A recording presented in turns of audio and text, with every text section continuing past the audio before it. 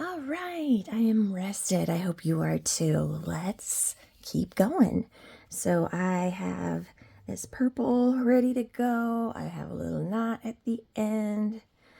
And we are going to do this blanket stitch. So I don't know, there's some stitches that whenever I do them, I have to remind myself how to do them. And this is one of them. We are going to do it a couple different ways. And it is going to end up on our main project. In this section here, I ended up not stitching it over here because I do want to demonstrate both sides when we get to the project. So that's kind of what's going on here too. So if you can see, there's kind of this backbone that we create, and then there's these lines that pop out. And here the only difference is our backbone is curved, and we again have these lines that stick out. So let's give it a shot. So we're going to come up the top here. Actually, I'm going to give my hoop, my fabric, a little bit of a tightening. It looks like some elves loosened it in the night. Okay, so I'm going to pop up here. And then I'm going to go down with my needle at the end of this line here. And I'm going to keep some slack in my thread like so. And then I'm going to pop up at this intersection right here. And I'm going to pull. And then one thing I'm going to do, so you can see, because the thread is 6 strands, it's not just like an infinitely small point, right? It actually is affecting where this thread kind of bends over, since I came up directly on that guideline.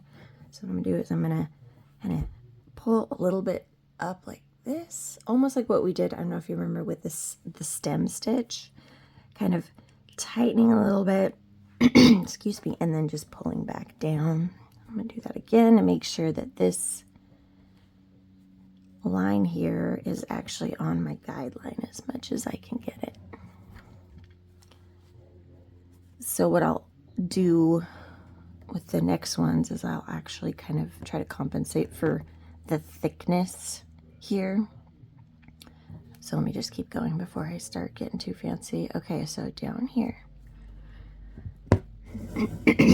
Keep it loose, and then I'm going to pop up here.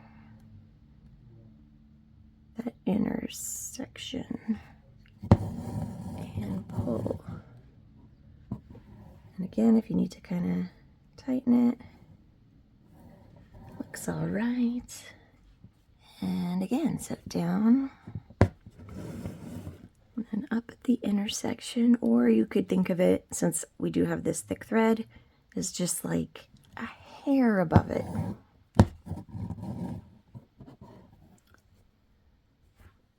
If you were using just a single strand of thread, you wouldn't need to worry much about that. Excuse me.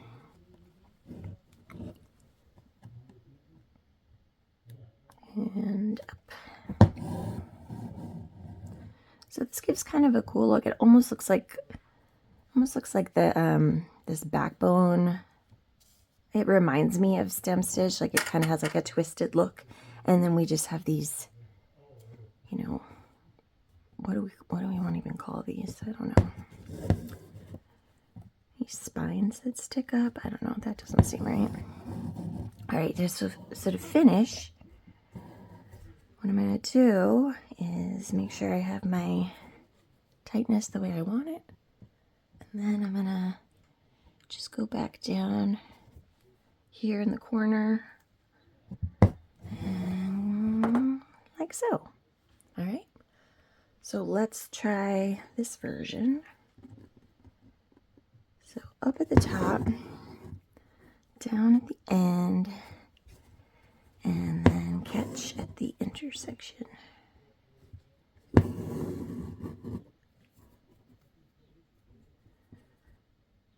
Down at the end, and catch at the intersection.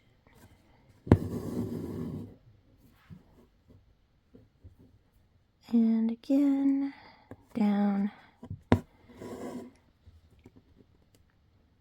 and catch, down,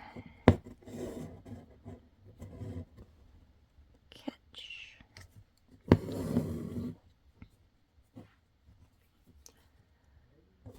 down, and catch, and then we anchor this last one, the corner, like so. Yeah.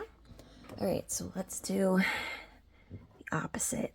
So it's the same, it's just like mirrored.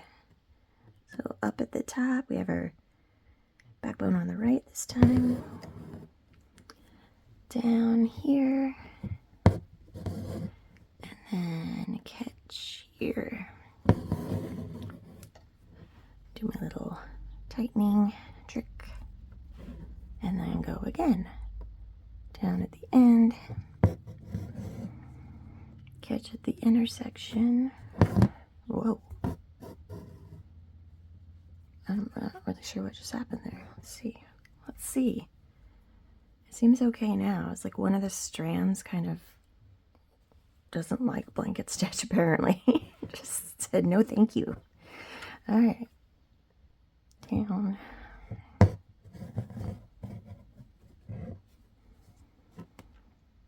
Catch at the intersection.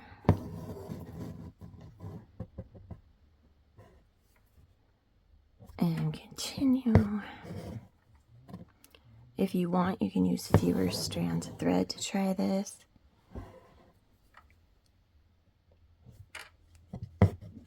And if you want, you can also fake it. So you can actually do stem stitch and then add straight stitches to just totally fake it.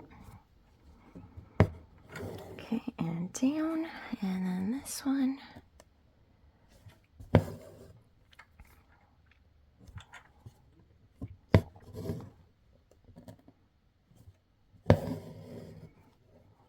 I think that tension is the trickiest part, and if you end up with some strands that don't want to participate, like this one, it's obviously going to look messier, right? Okay, it just disappeared. I don't know. So I think when I'm doing this tightening, I'm trying to keep that from happening as best I can. It's also practice. We're going to be doing like the detached chain stitches and fly stitches, and the same kind of thing can happen where we have these kind of longer lengths of thread that have more of an opportunity to get twisty and weird. And the more strands you have, potentially the easier that is to see.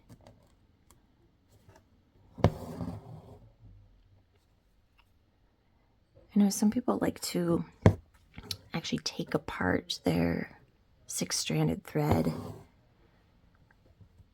and go down before I talk too much.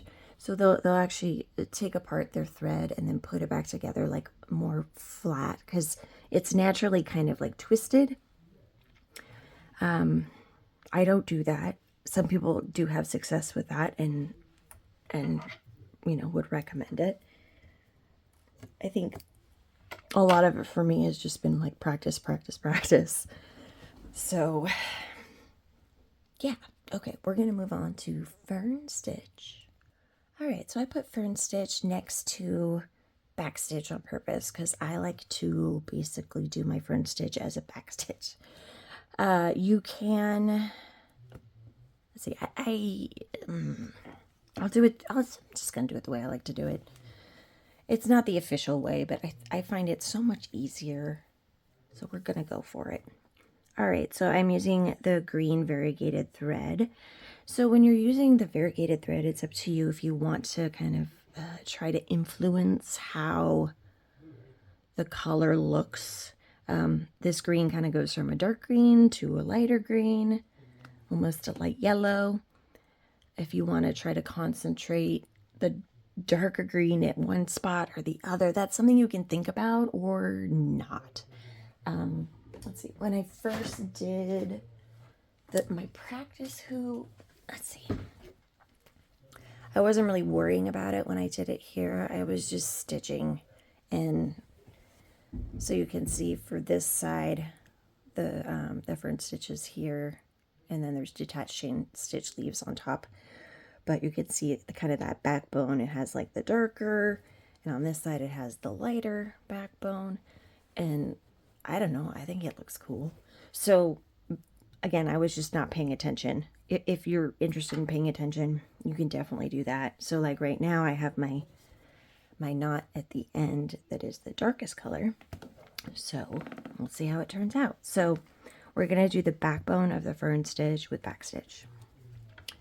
So, and I want every stitch to be at that intersection where the side stitches connect to that center line.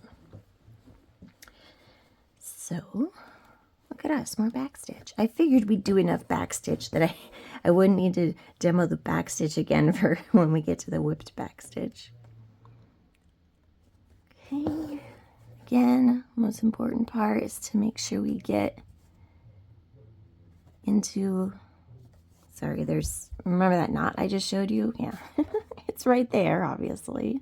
So I'm trying to go around it, because if I stab it, it's going to be kind of unpleasant.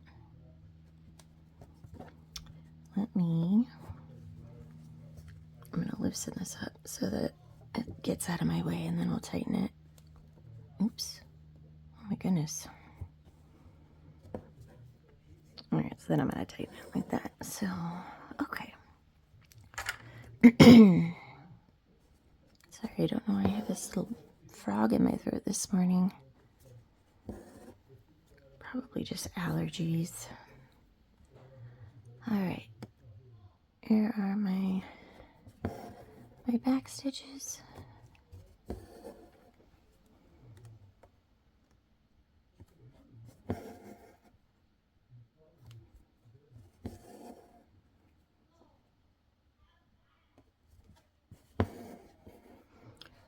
Alright, and then I just go back up doing these side stitches. So these are just straight stitches. So I come up on each side and go down that same hole that we just used for those back stitches.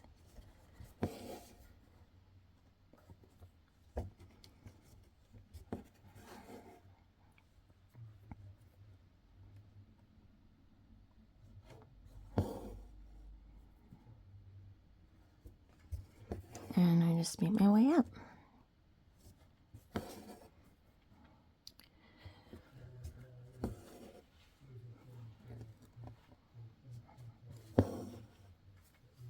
So on my sample hoop, I did these back stitches. They're this fern stitch and the detached chain stitch leaves. I did it with 6 strands of thread, which in retrospect is, I think I might officially change it. I was going to unofficially change it and just mention it, but I think I'm actually going to change it because I think it's just too hard to do those teeny tiny stitches if you're brand new. It's like if you were to be, you know, doing a drawing and you were using like a really thin tipped marker versus like a really fat Sharpie, right? So when we're using 6 strands, that's like the fat Sharpie. And it can be, right, like harder to get detail when you're using that many strands or that thick of a marker. All right, so we're going to do 6 strands on this side, and I'm going to attempt to show you like the official way to do fern stitch. Hopefully I actually remember it. Okay. So I'm going to start like I'm doing this. See, I already don't like doing it this way. Okay. Because I know what's coming. All right. So basically it's like I call it like a triplet of back stitches that all converge at this one point. So see how that's like a little triplet. Oh no, see, I already messed it up, because see what happens now is, what do we do now?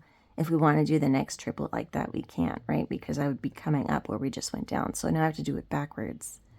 So I think I was supposed to do it backwards the whole time. See, this is why I can't. This is just less thinking. If there's less thinking involved, I'm okay with that. So I guess you could do, I don't know. I'm not good at teaching the real fern stitch. I think I've already messed it up. This is how it's gonna go.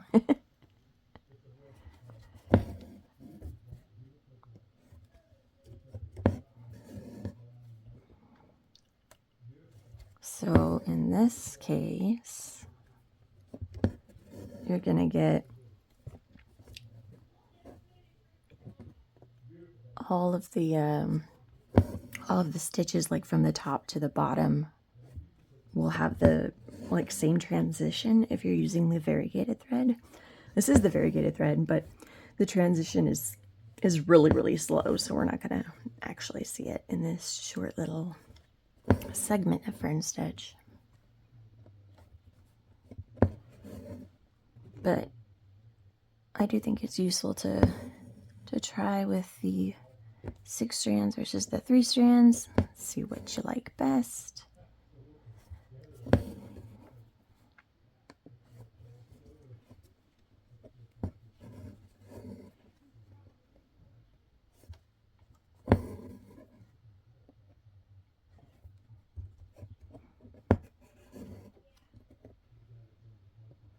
This is always a fun one to use for little vines, or use it as like a scaffolding for other things. Like we're going to use it to have leaves at each little fern branch, but you could do, I could do like little French knots on all of these. That'd be super cute. It's a good building block. I like it. All right, that's fern stitch. Okay, I was gonna jump around a little bit, but I think it actually makes sense to do fishbone right now, so we're gonna do fishbone. I know what happened over here. Just pulling from behind to see if I can snag that. It's fine. Okay, so fishbone stitch is basically made up of a bunch of straight stitches. So I'm gonna start, there's like a center line we're gonna start with, like here.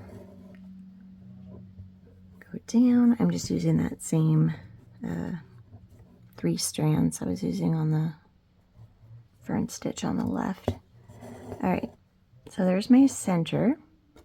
And then I'm going to come up on the right side. You probably noticed when I started outside of the guidelines, right?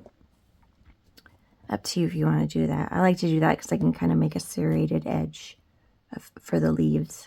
So I'm going to come up on the right side and go back down on the left of this guideline, like so.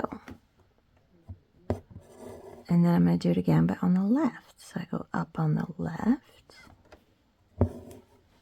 and then cross over to the right side of that guideline. So every time I pop up, I'm just going to come down a little bit further along this guideline. And every time I go down, I'm crossing over that center guideline. And I just bounce back and forth.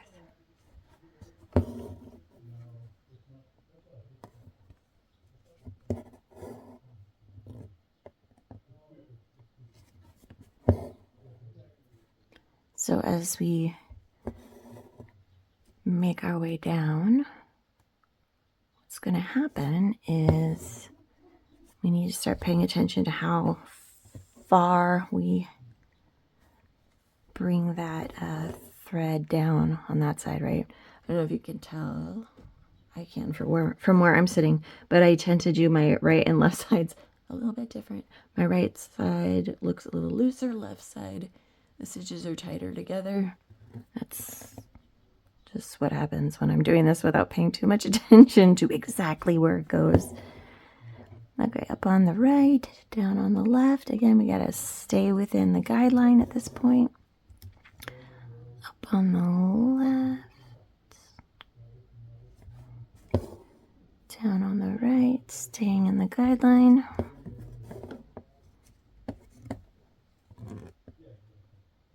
And the right. So once we get way down here, we'll get to a point where we're not able to cross the center line easily or at all. That is fine. We just try to match the diagonal, the angle that we've been creating here. Something like this. So it almost turns into like satin stitch sort of at the bottom. Like so. So that one turned out pretty neat, really. So let me do another one. I didn't really go beyond the edges as much as I thought I would. But another way would be to kind of leave more of a gap between each individual stitch. You get more of like an open leaf.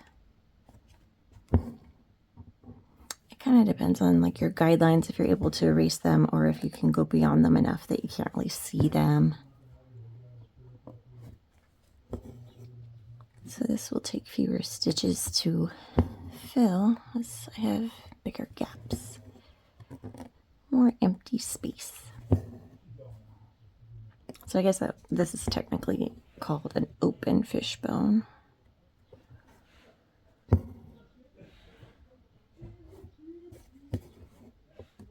But same back and forth and back and forth. I think this is one that once you get it, you won't forget it. You get into the groove, but it's definitely going to kind of practice and get that rhythm. All right, that's that. All right, I am again not sticking to my plan because I kind of want to make it easier at the end, because the ending stitches are all kind of on the right side. But so I'm going to jump back to some of the back stitch variations over here. So I'm going to do the whipped back stitch first. So I thought it'd be fun to do, to do the whipping with 3 strands of thread, and then to do it with 6 strands of thread, so you can kind of see the difference. So I'm going to whip with our green first. Let's see. And so I'm going to do it from right to left just because I'm right-handed and it's going to make my life easier doing it that way. But you can start from either side. So I'm going to come up at one end or the other, and I am going to whip. So it's going to feel a lot like when we did our weaving for the woven wheel rows. We're not going to be piercing the fabric. We are just weaving. So you just want to pay attention to weave from the same side every time. So I'm going to do from the top to the bottom, and I'm going to whip every single stitch. So it'll look something like this. So I'm doing that same trick like I did when I did the woven wheel rows, where I'm lifting up with my finger underneath to kind of make it easier to sneak underneath these stitches without piercing the fabric and without piercing any other stitches. You can always do that backwards needle method, like I mentioned with the woven wheel rows. And I'm being really cautious with my tension here.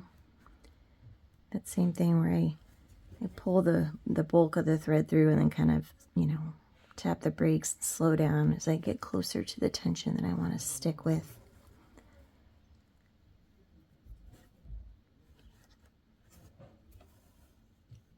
I think this is just the most fun. I love whipped back stitch. Like, oops. Oh, okay, that was a good learning moment. I don't know if you noticed, so I just snagged. Oh my gosh, everything's just falling apart. I snagged my well, I don't know, I kind of like, my hands tripped basically. I don't know how else to explain what happened, but I ended up pulling this thread, and all of a sudden that nice loose tension just went whoop, and that's fine. I'm going to leave it like that. I would rather leave it like that than the options. If you wanted to change it, would be A, to cut it out and redo it, not the back stitch, but just like pull out the whip, like cut the knot on the back side and just go yoink. That would pull it all out. Or you could go in and like tease all of these out to get the tension back, and there is no way I'm going to do that. So here we go down. I used to get like really embarrassed when I would make mistakes filming, and now I'm like, yay, teaching moment. Okay, is this fixable? Is it not fixable? Let's find out. All right, so now I'm going to use a full 6 strands. I'm using, is the right pink? Yeah, this is the right pink, because then we're going to pop down here to the back stitch fill and use this color. If I have any left, I think I do. All right, so same thing. This is just so you can see the difference, because you can whip with the same thickness, you can whip with a different color, obviously.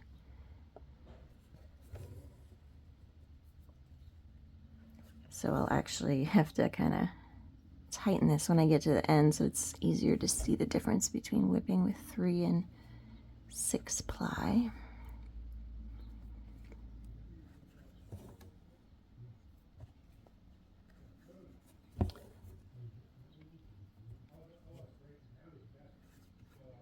So one thing that happens when I'm doing this, I naturally twist my needle, and so you can see what's happening to my thread, which can lead to weird knots. So a good thing to do when your thread starts getting twisty like that is just to hold your hoop so that your thread just dangles with gravity, and the needle will just naturally kind of unspin.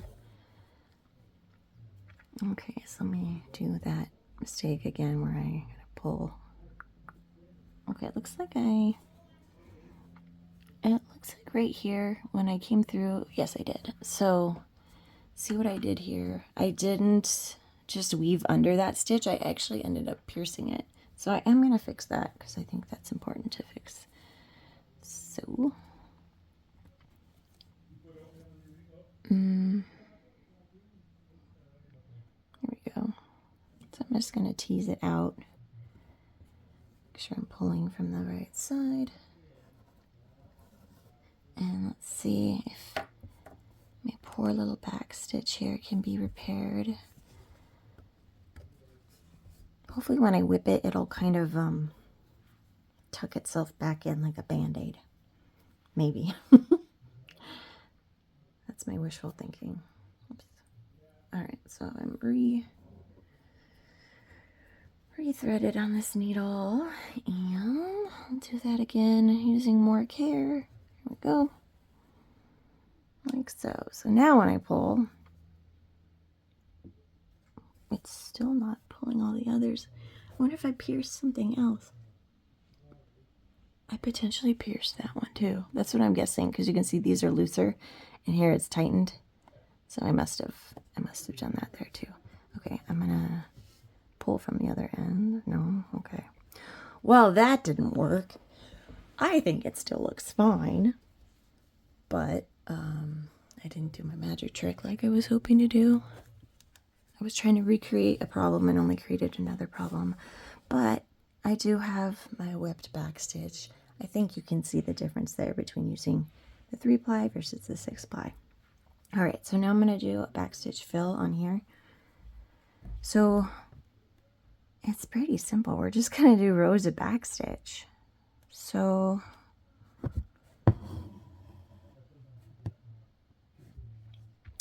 if you want, when you're doing a back stitch fill, you can kind of worry about where these stitches will line up from row to row.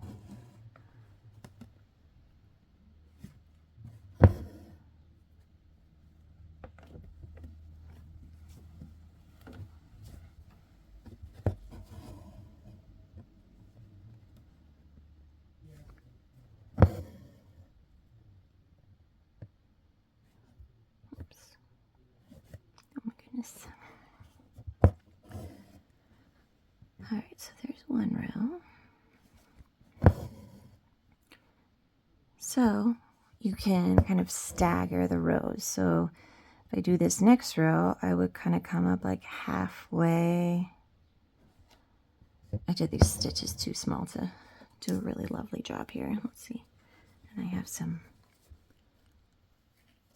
strands on the back side of my hoop attempting to interfere. All right, so we're calling that like a half stitch. So then I come up, I'm kind of staggered, right? So that these line up like one away from each other. Just ignore the random needle here.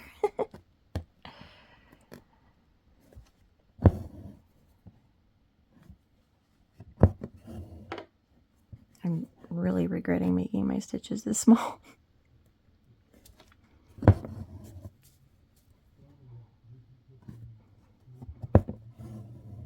So when we do this staggering, it kind of ends up looking like a bunch of little bricks, which can look cute.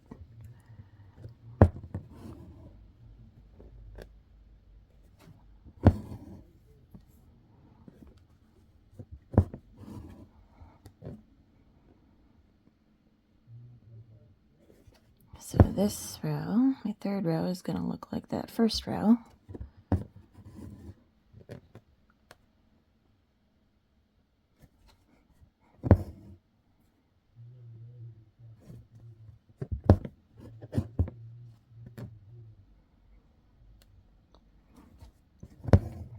So again, using 6 strands and stitches this small, not recommended. I would definitely recommend doing larger stitches. So when we're doing it in the butterfly project, let me pull that up here.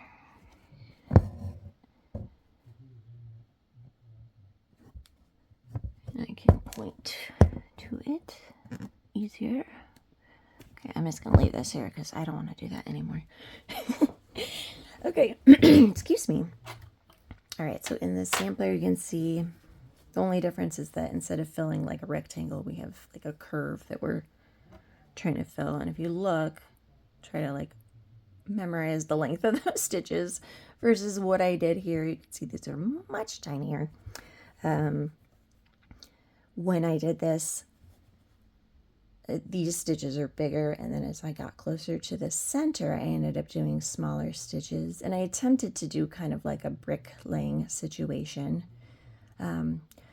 But this is potentially another situation where you don't want to use 6 strands of thread, where you might want to use 3 strands to make it a little easier.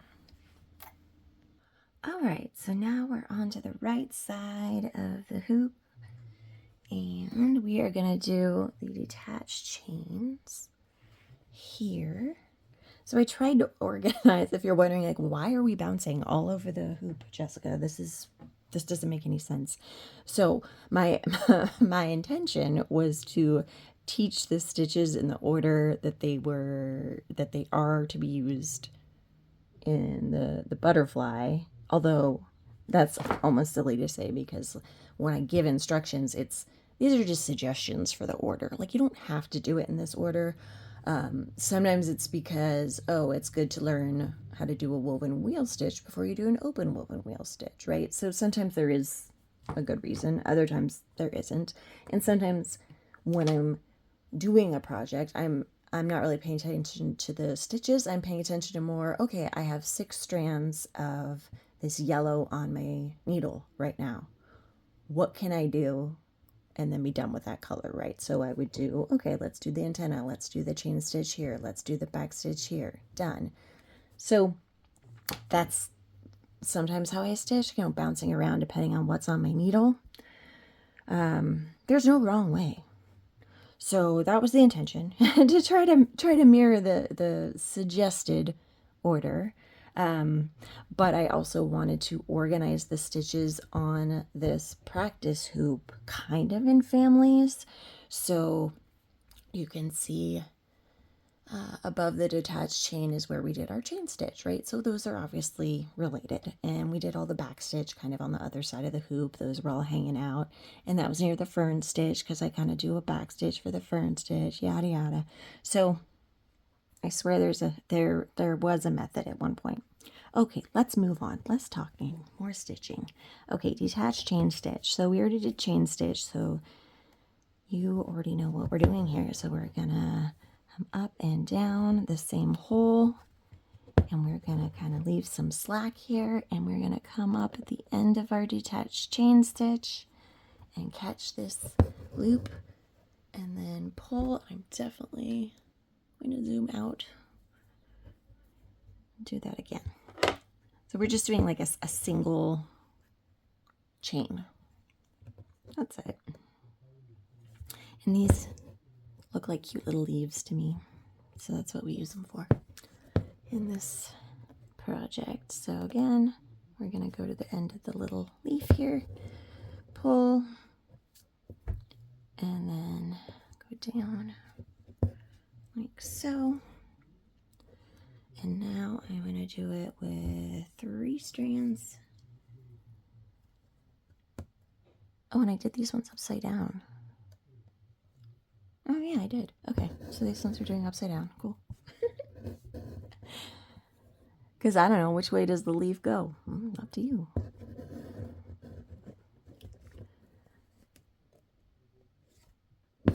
Because if you want, you could always do, well, I'll do this one like regular. So there's 1 detached chain, and then could always make these ones. If you want, you can make that anchor stitch longer and call it like a stem. So something like this.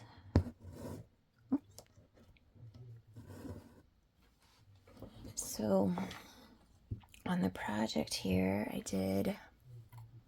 guess I'll call these upside down. So that's what I just demoed, where the anchor is at like the anchor of the leaf, versus over here, the anchor is at the edge of the leaf, at the end of the leaf. So, I don't know, which is up, which is down. I don't know. You can use both depending on what shape you want the leaves to be. And if you do these ones, again, a circle is how you get a lazy daisy. Let's see, where can we fit a lazy daisy on here real quick? I guess just right here. So there's not a lazy daisy in the project, but this is just, hey, we're talking about detached chain stitches. Often when people hear detached chain stitch, they're thinking lazy daisy. So it's usually 5 detached chain stitches that share a center point to make a flower.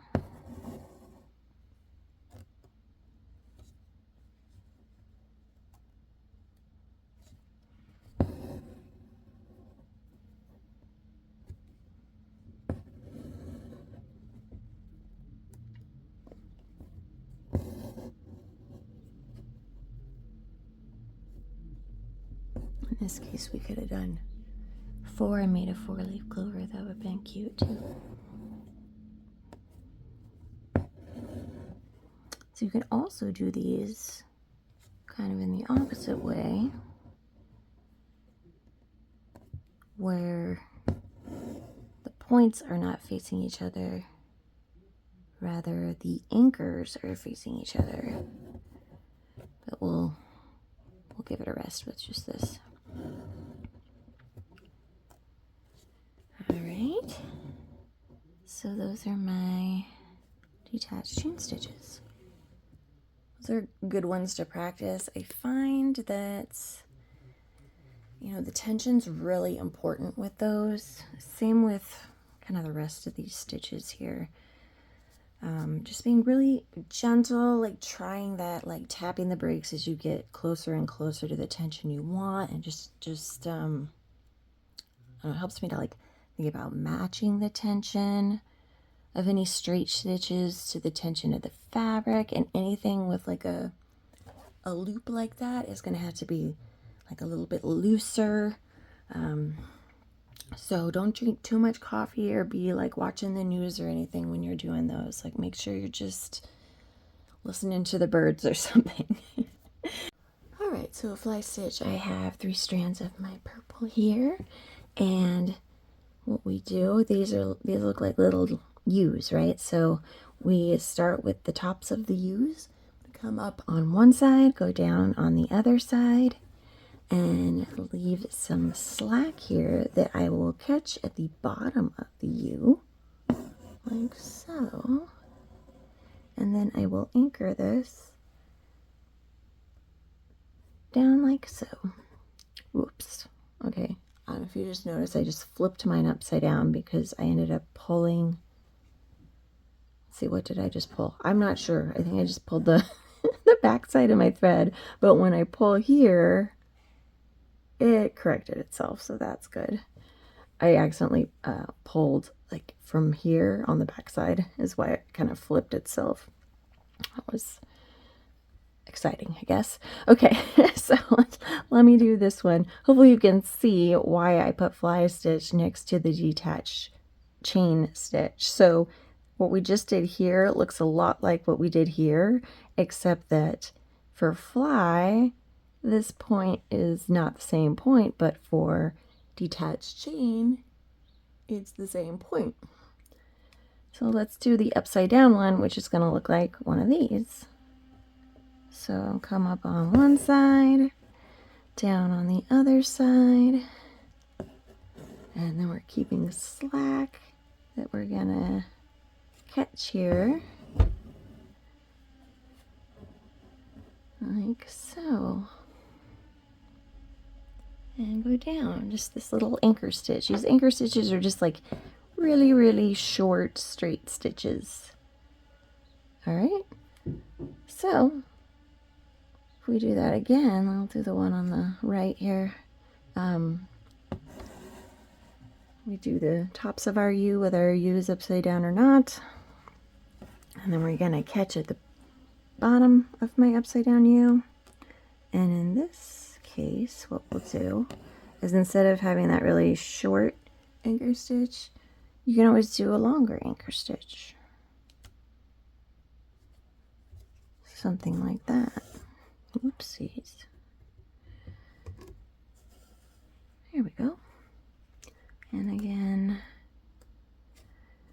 top of the U.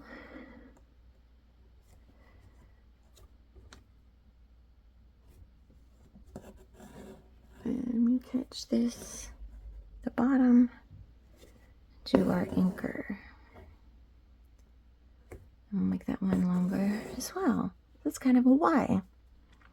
So those are little fly stitches. So we use those in our project. I use them at the bottom here, so they're just touching each other. They almost, I don't know, they give me like a doily feel. I'm not sure. I just think they look cool. So that's where they are in the project. And then let's see, we need to do our feather stitch. And then we can do those fly fill leaves. I'm just trimming the back of my thread here so I can hopefully not make a mess. Okay, so I'm gonna do the top one with 6 strands, I think.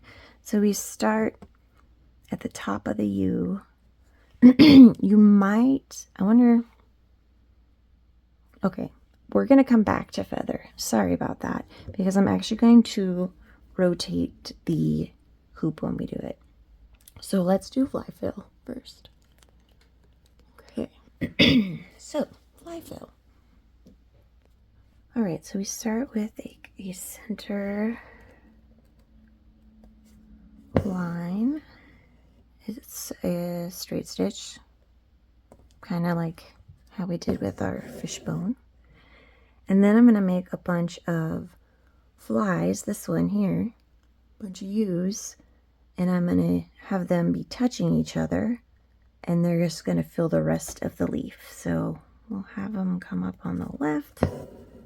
So they're very narrow, right? They're not touching like a detached chain stitch, but this first one especially is pretty narrow. So that was my U, and then my little anchor.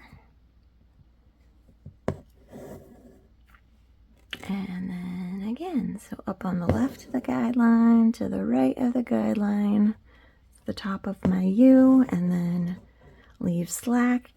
And when I'm catching this U, I'm actually, as close as I can, I'm actually coming up where I went down to anchor the previous U, the previous fly stitch. So that way I know they're really, really touching. If it's not exact, it's okay. Go all the way down.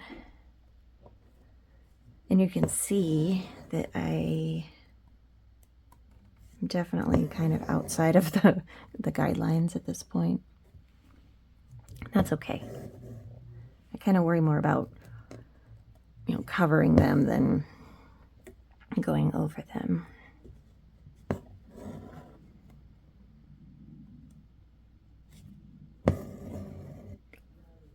Like so. Should we do it again on this side? Or you can use, let's see, do I have?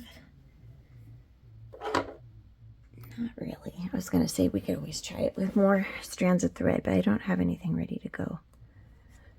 But you can definitely do this with 6 strands of thread. For our project, I think, hopefully you can even see that tiny little adorable leaf at the top. What is it? It's a single straight stitch and then 2 miniature fly stitches. So this is with 3 strands. I would not go, I would not go thicker than using 3 strands just because of like how teeny tiny that is. And really, here, let me kind of demo that mini one. Really, it could just be like a single fly stitch. So if that's like my straight stitch, and then come up on the left, down on the right, and then we just catch this guy below that straight stitch, like that. Teeny tiny, right? If that is too tiny for those tiny little leaves, then don't do it. If it's not working, you can do, let's see, what can we do? You could do like the top of a fern stitch, right? Just like a triplet of stitches to make a teeny tiny leaf. They're all just kind of converging at that bottom point. There's a teeny tiny leaf. Oh, they're just so cute. They're all adorable. You could do a really small like satin stitch leaf where, okay, that's like too small for me. Okay, that'll be the one side. Here's the center. And then another stitch on the left. Just little tiny leaves. Oh, they're so cute. Okay, I really am enjoying those right this second. So this is another reason why I like to have like this scratch fabric, right? Because you can practice and play and be like, oh, I love this. I'm using this in my next project. Or I really dislike fishbone stitch. I'm going to use this instead in this project. So that's the fun part about embroidery, is having fun, trying new things, seeing what works today, what doesn't work today. Maybe they'll work tomorrow. All right, I don't know why I'm like half paying attention. You can see my guidelines poking through. I'm just being kind of messy on this one. So I was daydreaming. But I will say that can also be another Another way to do these, if you have like a gap between, like I'm kind of over exaggerating right now, you can actually come in with the same color or another color and add straight stitches between each of these. And that's kind of fun too, especially if it is another color, because then you get kind of like a striped looking leaf. Let's see. Okay, I just had to grab some. So it's the same color, it's just like where it's the darker green. So then I'm gonna come in and add those straight stitches in between. However deep I think it needs to be.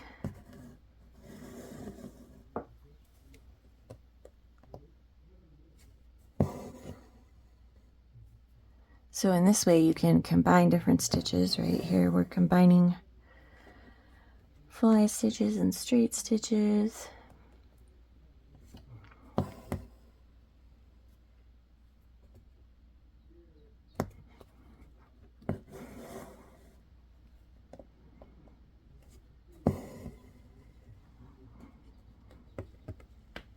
Pull that back through. We don't need that hot pink right this second, although I love it. Big fan of magenta. Okay, something like, wow, okay.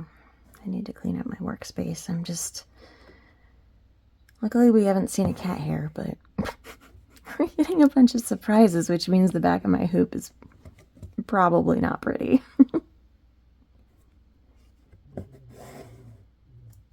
And the left. So something like that, kind of fun. So, you know, if you're doing any of the stitches and you want to keep the stitch, but you need to make some, you know, corrections, you can just come in and make up stitches. Like, someone had to make up these stitches. Why not us, right? Let's make up all kinds of stitches. Okay. All right, feather stitch. We made it. So I'm going to do with 6 strands first. So it's basically connected fly stitches. So I'm going to come up on the left side of my U and down on the right side, and then I don't have enough thread for this at all. Let's see if we can make this work. Okay, we're gonna catch at the bottom here, catch that extra slack. Whoops, my eyes are not participating. Here we go. All right, so pull here like so. All right, so instead of doing an anchor, whether it's a long anchor or a short anchor, I'm gonna now make another U starting here. So this is me coming up on the left side, down on the right side of the U, and then catching it at the bottom, like so. All right, and now I'm gonna go swing the other way. So I'm going to say I just came up on the right. I'm going to go down on the left and catch. This is a game of thread chicken right here. How far will I make it down before I run out of thread? Catch at the bottom, like so. You can see this thread's been, it wants to twist and do all sorts of fun things. All right, so we continue. This is probably the last one I'm going to be able to do with this piece of thread. But I'm going to demo it again on the other side. So let me just, I'm going to come down here and we'll do it again. I'll make it further this time. So starting like I would just start a fly stitch up on one side of the U, down on the other. Catch at the bottom of the U and pull. Again, that tension, just nice and relaxed. I can pull tighter. So what happens though is if I start pulling too tight, you can see I'm starting to crease the fabric a little bit. That's not good. And it can be tricky because, you know, matching the tension of this U to all the other U's, it's harder than you would think. All right, next U. So up on one side of the U, down on the other side of the U. And then I catch at the bottom. And now we swing to the left. So make our next U on this side. Same. Just a series of U's. So the anchor of one U becomes the arm of the next U. And it switches back and forth whether that's the left arm or the right arm.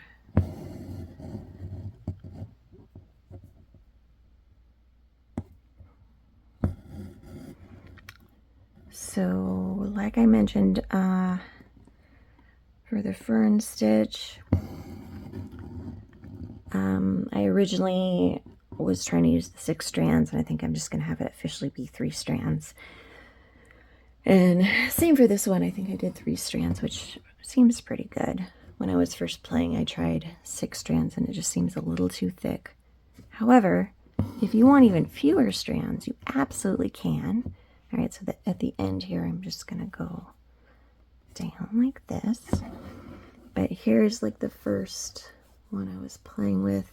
This is 6 strands for that fern stitch, which is what we just did. The difference between the fern stitch in the project versus on this practice is here we did like perfectly straight, like up and down. All the U's are stacked on top of each other.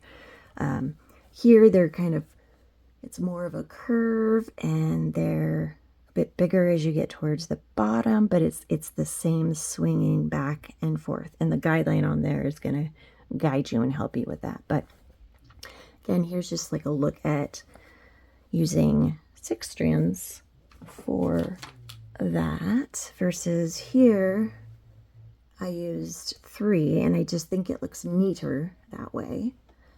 So I made that change. And again, I think I'm gonna redo this and go to 3 strands. We'll see. I'll do this side and see how it looks. But the point of me even mentioning such things is, at any point you are free to change the instructions. Like again, it's all suggestions.